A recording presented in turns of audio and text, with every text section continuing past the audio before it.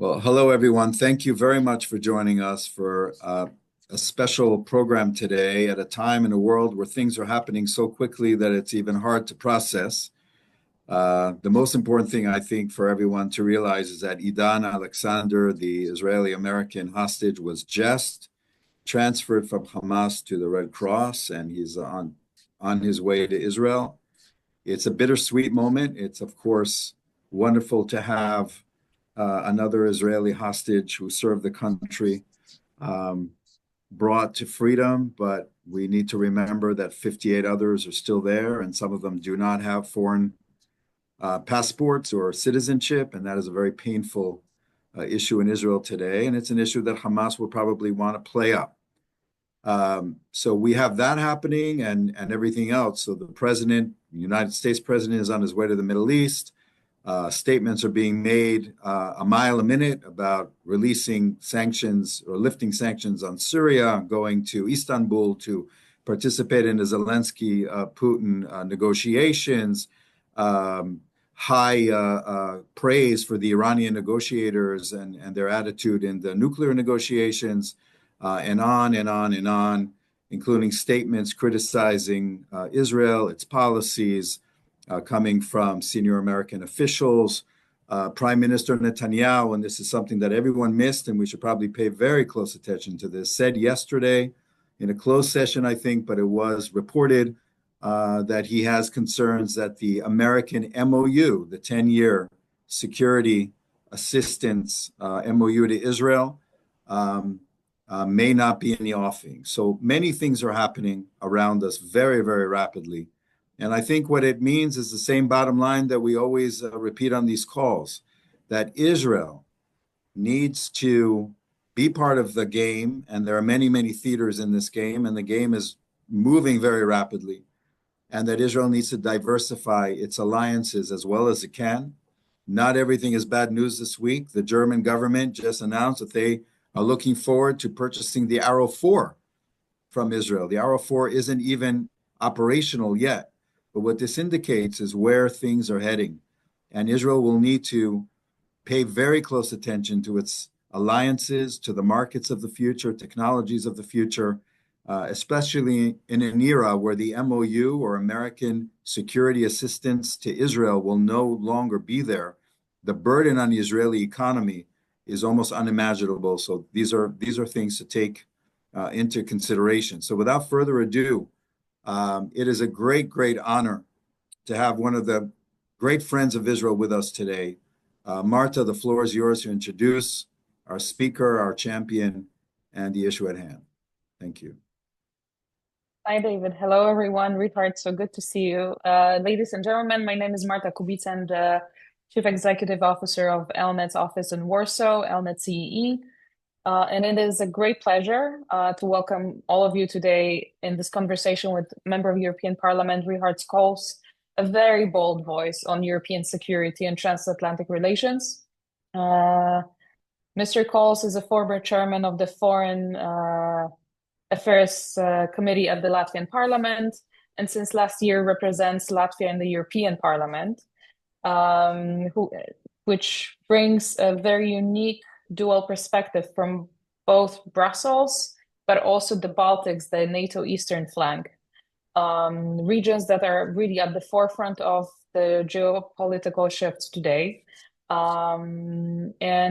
This conversation couldn't be more timely at the time when Israel is facing more challenges than ever. Washington's global role is being redefined, and Europe focuses on many issues and mounting security challenges. This insight really couldn't be more timely. So Rihards, it's really good to see you. You're friends of ELNET since at least 2022. Some of the participants of this call had a chance to meet you during your visit to the United States in November. And I'm very, very happy that you're going to be with us today, and that also you're one of the speakers, confirmed speakers for the ELNET International Policy Conference in Paris next week. So let's start with the opening question. Is Europe speaking with one voice on foreign policy, and especially about Israel, Ukraine, and Iran. And I know the answer is no. So how would you explain this dualism between the way Western and Eastern European countries view Israel and Russia? Well, thank you, Marta, for a very kind introduction, and greetings to all those who have met in person, but those who seeing me maybe for the first time. Answering your first question, no, I will be among those who will say that cohesion in European Union is strong when it comes to any external threats that are being posed, particularly towards Russia in particular. Just now, we managed, and it's been announced that EU will adopt the 17 package. The deal has been reached. So that is always a litmus test for EU's unity. Are we going to deliver on the sanctions on Russia? You know that we have the internal disruptors, be it Hungary, be it Slovakia. We saw Slovakian Prime Minister traveling to Moscow, being part of the 9th of May parade. That is, of course, an indicator as well that somebody might exploit that EU is divided, which is not the case. Yes, we have these minor disruptors, but nevertheless, the overall resolve to be determined to deliver on decisions is very strong there. Of course, past 100 days have been a very much a roller coaster when it comes to international affairs due to the Trump administration and the latest one, the tariff wars, and what to expect in the US-EU relations. We have at least applied from the Europe's position the strategic patience, I would say, not to go and fire back with retaliation tariffs. So we all know that 90-day pause is being implemented, both from the EU side as well. There's extensive negotiations going on between the Trump administration and the European Commission. But I don't think it's going to be a stumbling block. The overall sentiment within the European Parliament is this is not the time to bring more divisions in the transatlantic relations.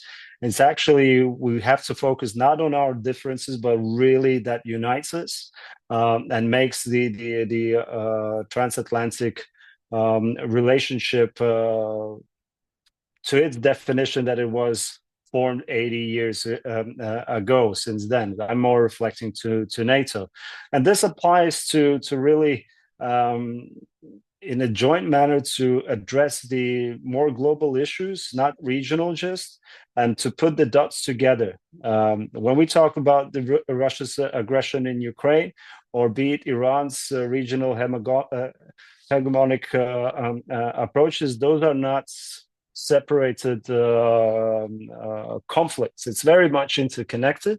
This is being more and more realized here in European Parliament and across the member states as well. We know that European Parliament, for the record, has adopted for the past 2 years several resolutions towards the conflict in Middle East, but also specifically towards Iran. On numerous occasions, we'll be calling the responsible institutions, mainly I mean the European Union's Council, which is the main decision body in the European Union, to define IRGC as a terrorist entity. And this has been a push that we will not back down. Whenever there is discussion on Middle East, this is the main agenda, that's issue that we put on the table, be it on the International Affairs Committee or any other relevant committee here in European Parliament. Of course, we have minority political groups in European Parliament that are, I would say, with different views on what is happening in the Middle East and whom to blame and who is to take the responsibility. That minority is on the very far left. I define them, and to the core value, they are communists. Don't be surprised, it was my surprise being elected for the first time in European Parliament, that actually we have a physical representation of the Communist Party in the European Parliament, elected from Portugal. So this, of course, reflects a lot on different narratives that being exploited from the podium in the European Parliament. But once again, I have to stress they're an absolute minority. Out of 720 MEPs, they consist around 80. So therefore, yes, they might be loud and so on, but they do not influence decision making. Decision making is really on the shoulders of those political forces that are staunch supporters of State of Israel, on the right of State of Israel to defend itself. Of course, you have MEPs who are raising the issue on a humanitarian dimension, but that's very natural and I think a humane thing for any politician to raise. We're not ignorant on the casualties, civilian casualties as well, but that doesn't mean that there are calls to impose sanctions on Israel. Just recently, in February this year, it was conducted the EU-Israel Association Council meeting. I think it was a success. It was actually acknowledgement of deepening the EU-Israeli relations, be it in defense area, be it in trade as well.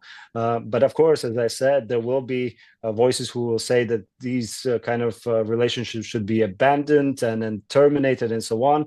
They might be loud, but they're in minority. So don't get spooked if somebody on Twitter is suddenly raising and saying the European Parliament. No, it's absolute minority and doesn't speak on the majority of the European Parliament MEPs. This said, of course, me, myself, I try to bring more exposure on the axis of evil, particularly on the Russia-Iran axis. The cooperation, as we have seen for the past 3 or 4 years, it's not anymore ad hoc cooperation.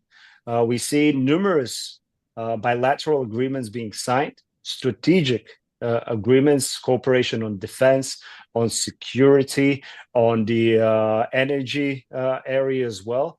And of course, we see the practical outcomes of this cooperation. We see Iran is providing weapons to Russia, be it Shahed drones.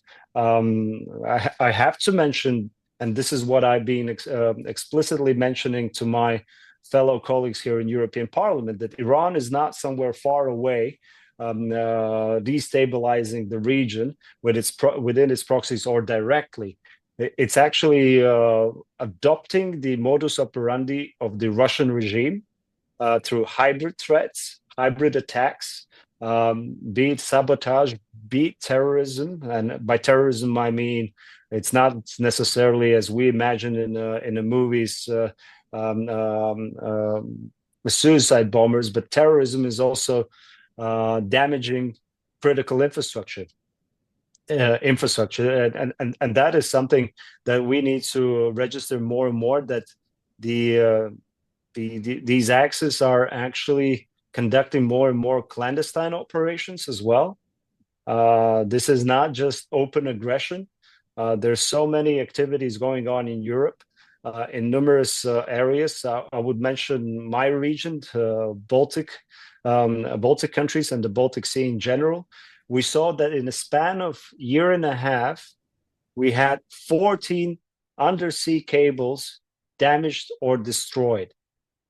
And all of that is through kind of covert activities. But surprisingly, once and again, when we see what kind of vessels have destroyed these cables, of course, the claim is, oh, we didn't see it. It was a bad weather at the sea and whatnot. But one thing that really comes out all the time, the captain is Russian national.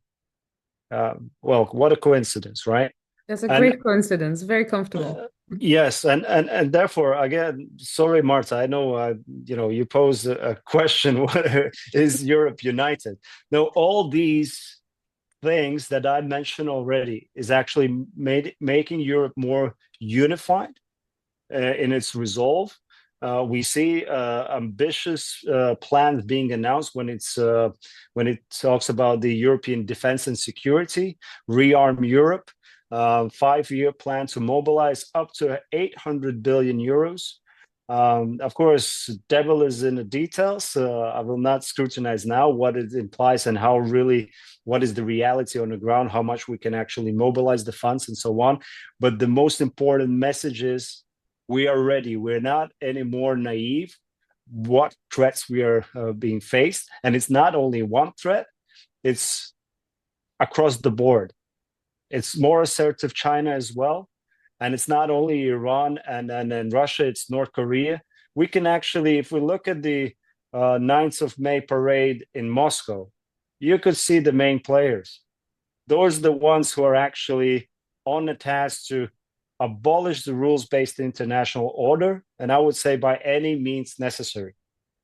In their view, everything that contributes to that is more than welcome. So therefore, of course, I do organize, and this is where I wanted to praise ELNET as well, involvement. I organized, at least in my capacity for 9 months being MEP, my first event here in European Parliament premises, and it was dedicated exactly for these Russia-Iran axis, the threat it's posed to the European interests. So we had, and the idea was not to bring on the panel the politicians, to speak, right? Because usually somebody is just entrapped in its political parties kind of lines and etc. The idea was to bring the experts, really renowned experts with a reputation that nobody would question their expertise. So I'm pleased to say that we have 2.5 hours discussion in which we had participation was, I think it totals more than 60 attendees. For the European Parliament, I have to say for 2.5 hours, that's quite a number. And I would have to say that it was visited by dozens of MEPs. And that is very unusual for the topics that are particularly focused on security and defense. Usually you find big outcome of MEPs to, you know, social, economic cohesion and that kind of stuff, but not when it comes to hard defense and security issues. And with this, I also have to say that I do follow other MEPs, their organized events. This event was live streamed, and on X we had 1,200 live viewers and around 1,000 additional views across different platforms, YouTube and Facebook. And that is a lot, which means that this topic is essential to our populations as well. That is not just in the minds of the policymakers and experts. People are really becoming more and more aware what these axes are actually posing, what threat to our democracies. Again, on the main kind of key insights from the event, I will keep that with your, if you allow me, for the Paris to elaborate, because they're really interesting findings as well from the experts. And what is interesting, how we also conducted this panel, was that we have the expert on Russia, Professor James Sher, OBE. Those who didn't know, the OBE stands for the Order of the British Empire. That's like the highest. So that guy is really with not only the name, but with recognition when it comes to the expertise on Russia. And on the Middle East, we had Dr. Sarah Feinberg, who was really spot on her mission to deliver, not just focusing on the conflict itself, but going back to the root causes and where the root causes had intervene with the Russian interests, when it's not anymore the Ayatollahs, Tehran's, but where they align. And then last but not least, we had also Edward Hunter Christie, who's a renowned expert on when it comes to military defense from the West point of view. He was a former official in NATO. And then the main task was, when they three spoke, what they had to deliver is in the end for them to cross-examine each other and to push more the debate, not just, you know, delivering what they tend to deliver on the public speeches, but really to make the main points for the policymakers, what should be done that we can deter these axes. So with this cooperation, I'm very much thankful for ELNET providing also the experts for the panel, and that they were able to travel and be present. And from my point of view, what I can say that the next stop for me is to really bring up the Abraham Accords issue on the table for the discussion in European Parliament, because there are more and more MEPs. How would I say? I would say that's more determined to see Europe more involved in facilitating the Abraham Accord mission, I would say. So that means as well engaging with the Gulf countries as well directly. And again, a footnote for the event that I hosted, we had several. Not only staff of embassies, but ambassadors being present at the discussion. That is also show that they want to be engaged in this, whatever be the trialogue, be it, debate and discussion, that they're not hiding anymore, not, keeping the lower than the grass profile. They want to be there. They want to engage, and I think that is a genuine interest. And I think the European Parliament could facilitate that. I don't think that's at this point still the Gulf countries are ready to engage directly with the state of Israel, be it with the Knesset or the government, at least in such a public discourse, because we need a public discourse as well. That actually the public sees it's not only behind the scenes somebody's negotiating something, but genuinely the region countries are interested to bring long-lasting stability to the region as well, and to deter the threat that is coming from Tehran.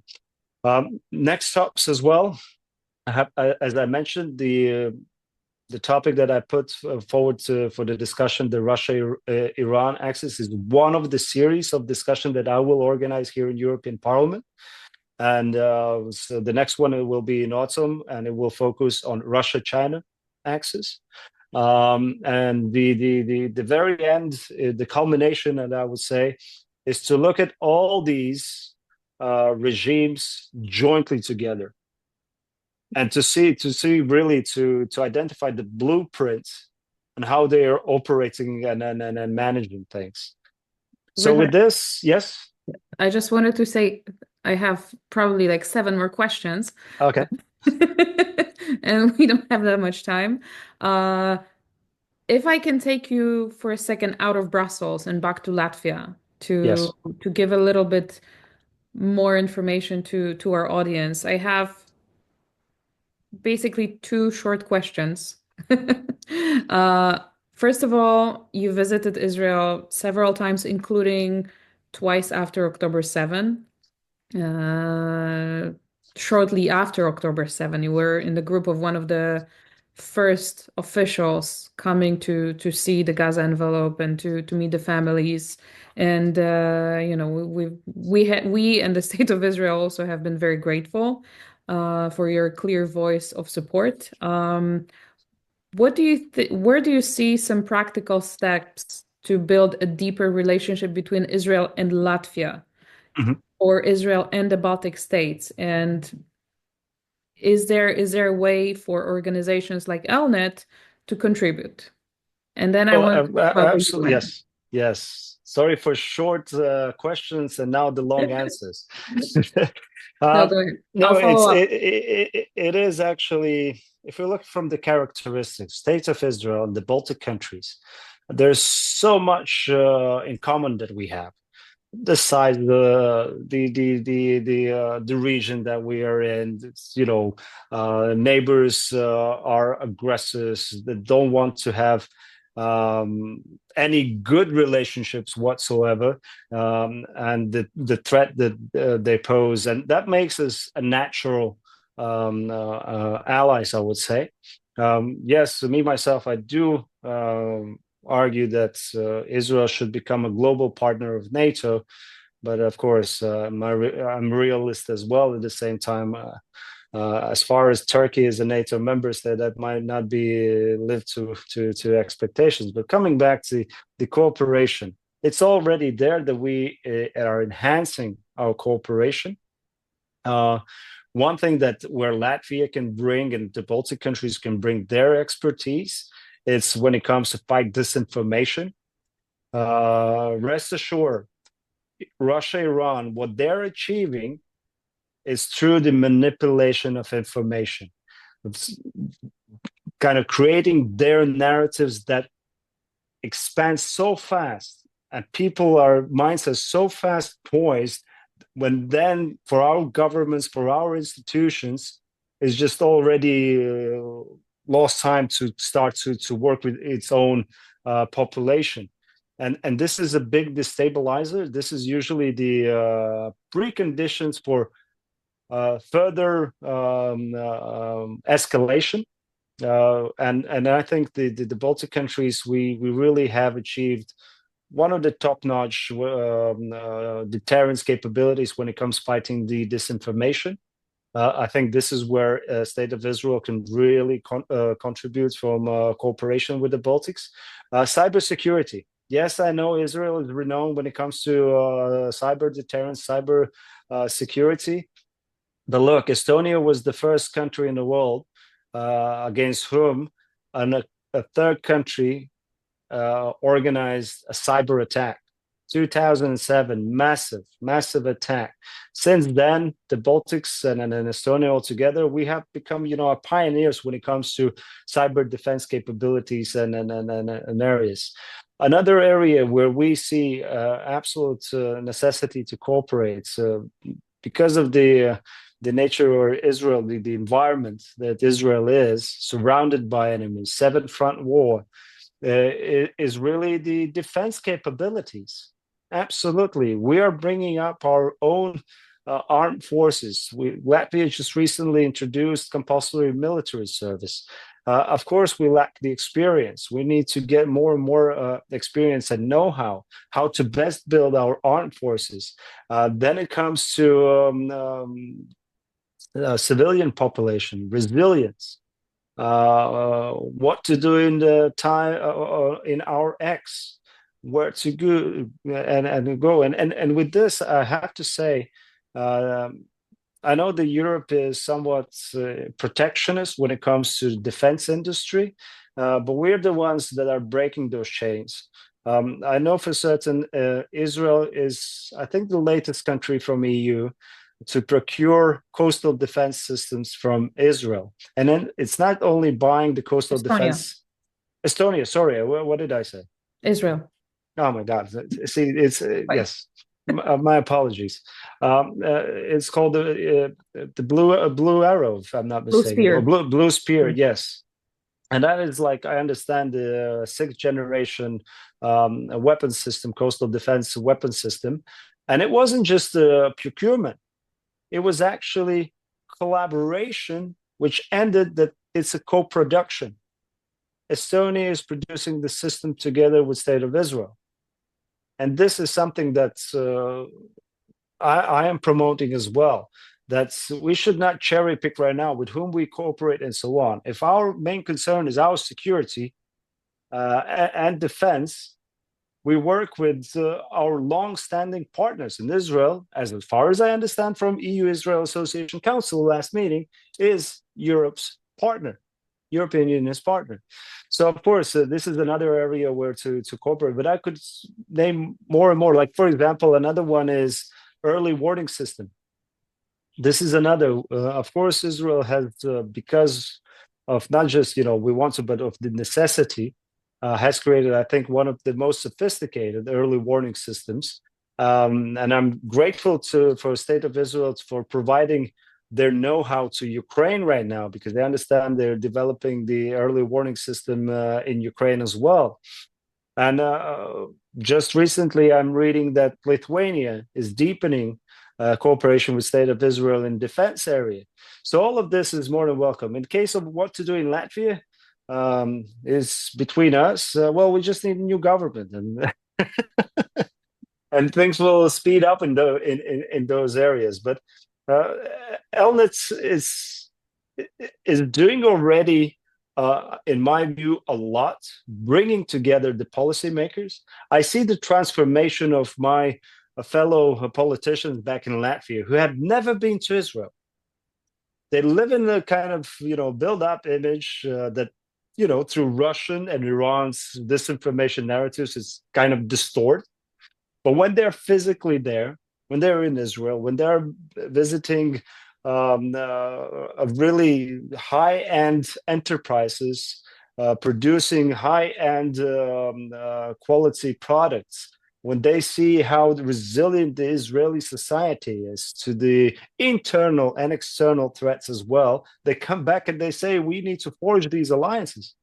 Absolutely, deepen. And this is something where ELNET comes very instrumental, bringing the policymakers together, bringing the exposure of what Israel is facing and the lessons learned without the cost then to the country, politicians who visited, then for the politicians to bring back to his country and put it to the motion in practice. So I think this is something that I cannot stop praise ELNET, because I've been physically experiencing all this myself. And my decision to travel to Israel with a broken leg on 12th of October, it was exactly because prior to that, I've been on several occasions, and I know what Israel faced at that time and still facing.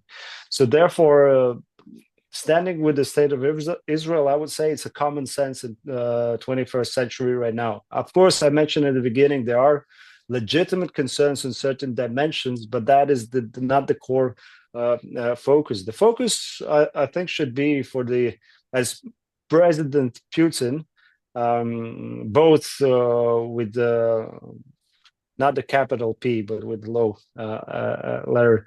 They call us the collective West, and collective West needs to be united. And I think right now what we have, and where ELNET is instrumental, and David is very active in the US, we need to bring back the transatlantic bond. Absolutely. That's why when we speak about, for example, my Israeli colleagues, when they visit Washington, they shouldn't just speak separately about Iran's threat.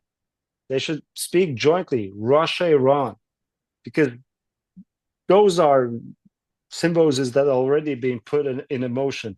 And we have to jointly counter these threats that we pose for both regimes. Right. Sometimes it's enough to connect the dots. Rihards, we will move to Q&A. I would like to remind our audience that you can send your questions in a chat to ELNET Q&A, and then I'll be more than happy to present them to our speaker. Rihards, I believe you remember this gentleman, Mark Sachs, who is in Florida, who absolutely say a few words before we move to Q&A. Nice to see you again, Rihards. Likewise. And I got to say thank you for your leadership. I'm reassured every time I hear you speak, and I'm sure everybody on this call is reassured by your words of support and leadership and vision. So thank you. And I'll see you Sunday. And I just created my own segue. So as most of you know, ELNET is heading to Paris on Sunday for our International Policy Conference. We're nearly 400 people, most of whom are European and Israeli policymakers and policy influencers. We'll meet to explore ways to expand the Europe-Israel relationship. Now, I'm going in expecting to hear three major themes. I'm expecting to hear about the myriad of opportunities between Europe and Israel, AI to manufacturing, from defense cooperation to economic cooperation, and from strategic partnerships to strategic threats. I'm expecting to hear that European countries are not yet perfect on all the areas that are important to us. And I'm expecting to hear that ELNET is uniquely positioned to succeed on both of these fronts. But to do so, ELNET in the US, in Europe, and Israel need to grow significantly. What we have achieved on our budget is nothing short of extraordinary. And I'll say what I said before on these briefings. This makes your ROI on your ELNET investment equally as extraordinary. That's why I'm going to ask you to do more. Your investment in ELNET's future is an investment in the Europe-Israel relationship. It's an investment in Israel's long-term safety and prosperity. So please go to our website and make a tax-deductible capital investment that will help propel ELNET into the future. Additionally, we need you to be what I like to call a donor-doer. Invest your human and intellectual capital alongside your financial capital. Talk about ELNET to your friends and colleagues. Host a meeting for any one of us to speak. Be our partners in this important endeavor. In advance of all we'll continue to do together and for all that you do presently, thank you. And I look forward, we all look forward to seeing you again on June 9th for our next Monday briefing.